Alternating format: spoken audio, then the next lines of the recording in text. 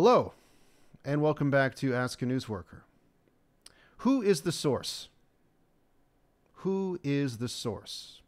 This is a very important question that I think anyone who's reading the news, consuming the news at any given point should be asking. Who is the source?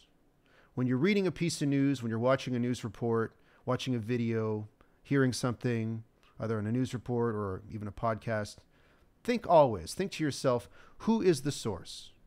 Who is the source of this information? Where did this information come from? Can I trace it? Can I track it? Is there any way to find the origin point, the origins of the claim being made, of the information being presented to me? Just try to do that as a news consumer. Ask, who is the source? What are sources?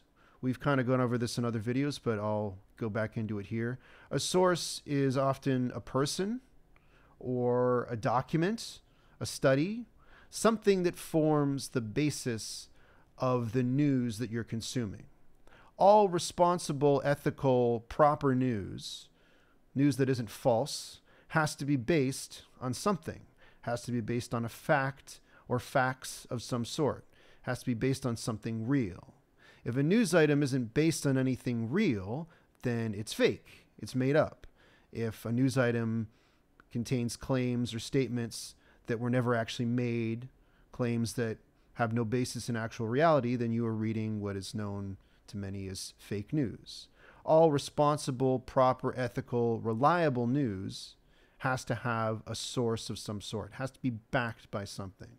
So if you're reading an article that's about a study, for example, that was done by a university, by a government, by some other institution, the news article, the item, is about the study. So the study is the source. The news article was created out of information that was found in the study. That's what journalists and reporters do, at least professional ones. A study will be released. They'll read it or at least skim it. That's a separate question. Sometimes reports are read in full. Sometimes they're only skimmed for juicy details, for something that will be able to make the news. Sometimes the people preparing those reports know that a lot of reporters and journalists are not going to go digging too deep within the document itself. So they actually put the juicy stuff up front so that reporters and editors and journalists can go, ooh, this is something we can make a news story about. Meanwhile, there might be something buried deeper in the document that's also newsworthy, but a lot of the times the reporter or journalist or editor will not go that far. That's a separate topic, but for the purposes of this video, to keep on track with what we're talking about here, the source of the article in that case, in the case I'm describing, would be the study. The study that was released and the document that comprises that study would be the backing for the news. Everything has to be backed by something. All news items of any repute have to be backed by something, or else they're just stuff people made up. And that does happen from time to time. A news item will circulate, and then further scrutiny, further research shows, oh, the source for this particular news item is bogus, is bunk, is false, is fake, is wrong, and therefore the item in itself, in my view, has sort of just explodes. There's nothing really to it anymore if it's discovered that the source is flawed or faulty. So who is the source? We're going to return to this topic in future videos, but just for the sake of this one, I want everyone watching, all news consumers, I'm assuming you're a news consumer if you're watching this. If you live in the modern world, you probably are a news consumer of some sort. Ask yourself, who is the source? When you're reading an article, when you're watching the news, and a claim is being made, if something is being told to you, just ask yourself, where did this come from? It's a simple question, and see if you can find out. See if you can find the source of information. Sometimes it's obvious. Sometimes it's listed in the article or said during the broadcast or included in the video, but sometimes it's not. See if you can find it.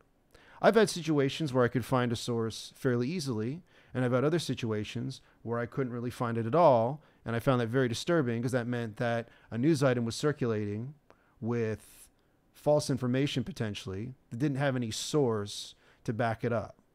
So it's always very important to know, as a cautious, judicious news consumer, who is the source? What is the source? Where did the information I'm consuming come from? Who put it out into the world? Who put it out into the news? Where did it come from? What are its origins? What What are the origins of information? It's a big question, but it's one that you can think about. It's one that you can ponder and apply to your daily life. Who is the source? Keep it in mind next time you're consuming the news. And stay tuned for more videos about the news and the news business right here on Ask a News Worker. Thanks for watching.